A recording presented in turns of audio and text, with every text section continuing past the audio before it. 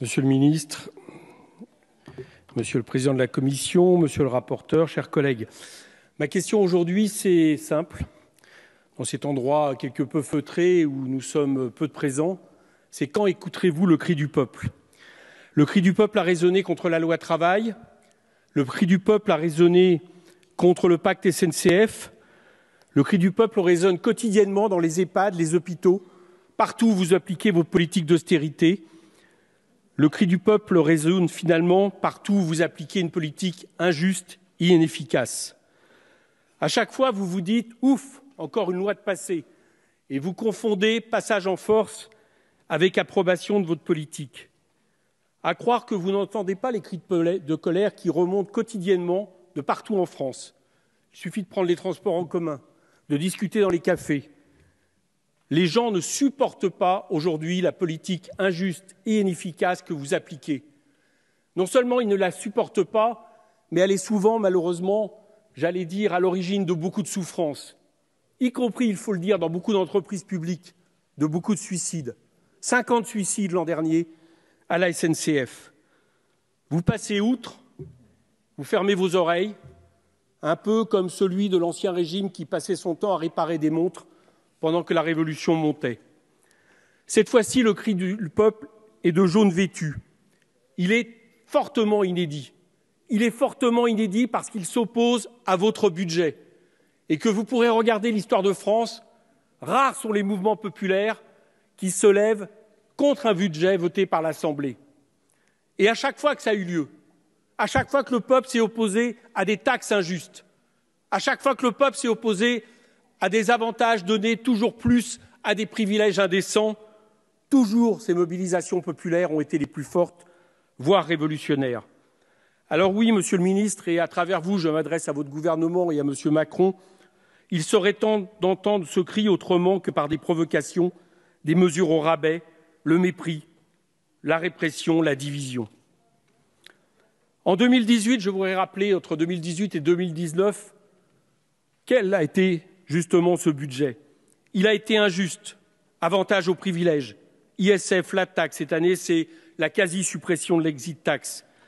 Il a attaqué le pouvoir d'achat, hausse de la CSG, suppression du crédit impôt transition énergétique sur l'isolation des fenêtres. Il a été terriblement anti-écologique, suppression de près de 2400 équivalents temps plein au ministère de l'écologie sur les 2 années 2018-2019. Et ça a été dit à l'instant. Il a surtout fait semblant de faire une politique écologique qui n'était en réalité qu'une taxation injuste des Français. Non, ce n'est pas normal que sur les 4 milliards de la taxe carbone, seul 1 milliard aille à l'écologie et que pour le reste, ça a servi à compenser en réalité les cadeaux d'ISF ou de CICE. Pire, vous aggravez à travers le PLFR ces politiques injustes. Vous prévoyez des coupes budgétaires importantes à hauteur de 2,7 milliards d'euros. Vous prévoyez un transfert aux collectivités territoriales amputé encore de 200 millions d'euros par rapport à ce qu'a été le PLF 2018, alors même que depuis des années, il y a malheureusement une sous-traitance de l'austérité aux collectivités territoriales dont les Français souffrent, tant celles-ci justement sont parfois au premier rang de la misère sociale. Votre PLFR, encore cette année, accorde une rallonge de 453 millions d'euros pour financer la dette et 738 millions d'euros pour les prélèvements sur les recettes au profit de l'Union européenne, sans que nous n'ayons d'explication sur le pourquoi du comment.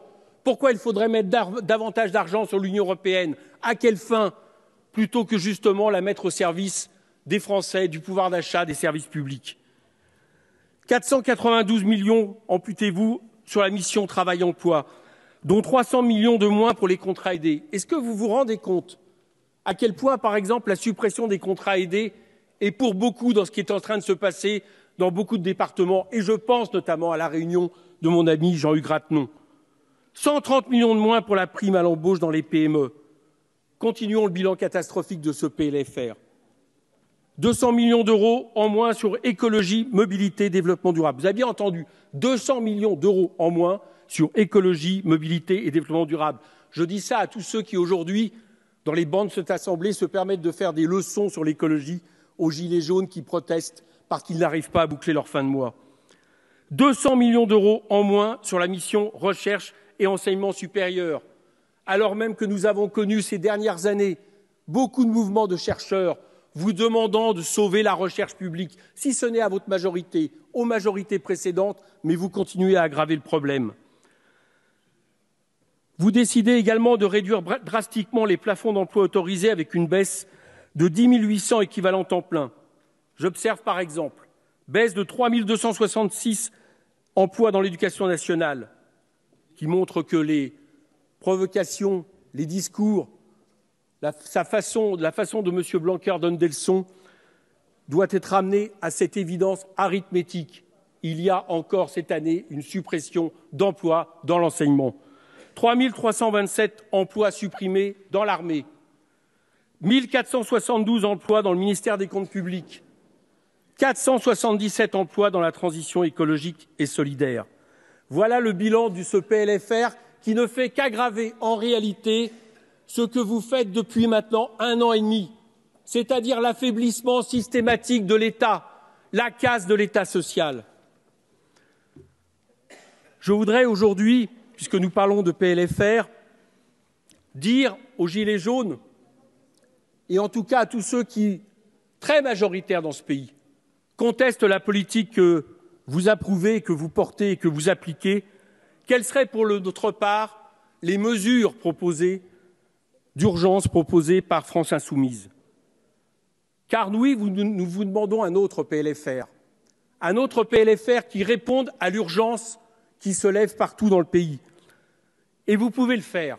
Je vous rappelle que l'année dernière, vous avez décidé ainsi de rectifier un PLFR en plein milieu de la loi budgétaire sur la question des 3% sur les dividendes qu'il était, selon vous, urgent de rembourser à ceux qui ont déjà tant et à qui vous avez encore une fois donné. Voilà pour notre part ce que nous vous proposons comme mesure d'urgence. Sur la question de l'injustice fiscale et des cadeaux aux privilèges, rétablissez l'ISF. Rétablissez l'ISF. Et par la même occasion, abrogez la flat tax. C'est quelque chose, vous le savez, qui rapporterait à notre pays immédiatement 5 milliards d'euros. Sur la question du pouvoir d'achat, dont une étude de l'INSEE vient de montrer, vient de confirmer ce que nous disons pour notre part depuis des années et que vous niez, dans une espèce de posture qui, très franchement, nous laisse penser que vous ne connaissez pas la réalité de notre pays. Le pouvoir d'achat des Français a baissé depuis 10 ans à coup des politiques de l'offre et d'austérité. Pire, il baisse encore plus depuis 1 an et demi. Et pire encore, il ne baisse plus, mais par contre, justement, repart à la hausse pour les 1% des Français les plus riches. C'est pour ça que nous vous demandons une hausse du SMIC et des minima sociaux, à minima au-dessus de l'inflation, et, pour notre part, c'est notre programme, au niveau au moins du seuil de pauvreté pour les minima sociaux. L'annulation de la hausse de la CSG. Au niveau de l'écologie, sur lequel vous donnez tant de leçons, nous vous proposons d'investir dans la fiscalité écologique, dans les investissements écologiques et non au budget de l'État, les 4 milliards de taxes sur les carburants que vous avez décidé. Mais mieux encore, nous vous demandons de suspendre ces taxes carbone et immédiatement, par exemple, de les remplacer par une taxe sur les kérosènes d'avions qui rapporterait à l'État 3 milliards d'euros. Nous vous proposons une taxation des activités pétrolières des grandes compagnies pétrolières comme Total. Nous vous proposons de renationaliser les autoroutes. Rendez-vous compte que cette année, uniquement pour financer la rente des autoroutes, il y aura eu en tout et pour tout 2 augmentations des péages autoroutiers, une en début de l'année et une autre actuellement, qui rend effectivement insupportable pour les Français de devoir payer des autoroutes, non pas pour mieux les entretenir, mais uniquement pour favoriser la rente capitaliste des grandes entreprises qui se partagent non seulement, bien généralement, la concession des autoroutes, mais en plus les travaux qui sont faits sur les autoroutes. Enfin, nous vous demandons une chose, annuler les 40 milliards de CICE. Annuler les 40 milliards de CICE. Et ces 40 milliards de CICE, c'est un exemple. Mais voilà ce que nous vous proposons d'en faire dès cette année. 30 milliards dans l'écologie, déploiement des énergies renouvelables, mise en place du pôle public de l'énergie, engagement du démantèlement des centrales nucléaires, nouvelle politique de transition du modèle agricole, avec des subventions aux conversions en bio de l'objectif de 20 surfaces bio dans l'année prochaine. Isolation thermique de 700 000 logements par an. Vous pouvez rajouter à ces 30 milliards, 10 milliards pour le logement social, rénovation des universités, construction de logements publics qui, j'allais dire, commencerait peut-être au moins à commencer à résoudre la crise du logement que vous avez accrue avec la loi Elan. Ouverture de 70 000 places en crèche, mise en place d'un grand plan handicap, ouverture de 10 000 places en maison de retraite. Je vous conseille la lecture de ce contre-budget dans lequel vous verrez tous ces chiffres détaillés et qui montrent bien que ces 40 milliards d'aides aux entreprises sans contrepartie, qui malheureusement pour beaucoup d'entre elles sont parties dans les dividendes et non pas dans l'investissement, pourraient non seulement bénéficier justement à une véritable politique écologique, à une véritable politique sociale, mais qui, de par sa mise en place, favoriserait évidemment l'activité des entreprises. Parce que les entreprises ont moins besoin de cadeaux financiers que de carnets de commandes. Et l'État, à un moment donné, peut justement permettre, pour des solutions qui sont des solutions souhaitables, écologiques et sociales, d'alimenter le carnet de commandes des sociétés. Voilà ce que nous vous proposons, plus, j'allais dire, mais là peut-être rêvons-nous, un grand plan de fret ferroviaire, un grand plan de développement du fret ferroviaire qui a été cassé depuis des années au fur et à mesure que vous avez ouvert la SNCF à la concurrence et qui fait qu'aujourd'hui nous avons effectivement une solution du tout camion qui, elle, est absolument catastrophique d'un point de vue écologique. Vous me demandez comment la financer? Instaurer une taxe kilométrique aux frontières de la France qui dépendra des déplacements des camions et qui permettra effectivement, j'allais dire, de réduire cette gabegie d'un point de vue sécurité et écologique qu'est le transport par camion. Voilà nos solutions d'urgence. Voilà les solutions d'urgence que propose France Insoumise. Voilà les solutions d'urgence que nous portons à l'attention, à l'écoute de nos concitoyens, notamment tous ceux qui se mobilisent maintenant depuis des semaines, dont vous minorez le nombre, mais qui, j'allais dire, sont de plus en plus convaincus qu'il faut changer de politique. Mais pourquoi, après tout, ne pas entendre ces solutions de la bouche même de ceux qui aujourd'hui manifestent? L'Élysée serait bien inspiré de recevoir une délégation des Gilets jaunes. Mais nous-mêmes, à l'Assemblée, nous serions bien inspirés aussi de recevoir une de ces délégations. J'ai entendu dans beaucoup de départements français aujourd'hui que commencent à se construire des cahiers de doléances. Là aussi, cela rappelle des termes d'heures glorieuses de notre histoire. Pourquoi ne pas justement pousser, nous, en tant que représentants du peuple, au fait que devant nous viennent des représentants des Gilets jaunes dire leurs solutions, dire ce qu'ils contestent dans la politique actuelle, puisque nous sommes en plein débat du budget. Vous êtes aujourd'hui dans une impasse. Vous vous êtes mis dans une impasse. Je ne crois pas que la répression et les postures politiciennes y feront quelque chose. Je crois, Monsieur le ministre, que vous seriez bien inspiré d'avoir confiance dans le peuple de France. La solution, Monsieur le ministre, c'est toujours le peuple. Écoutez le cri du peuple. Et pourquoi, pour une fois, ne ferions-nous pas un projet de loi de finances rectificative citoyen? Merci. Merci, mon cher collègue.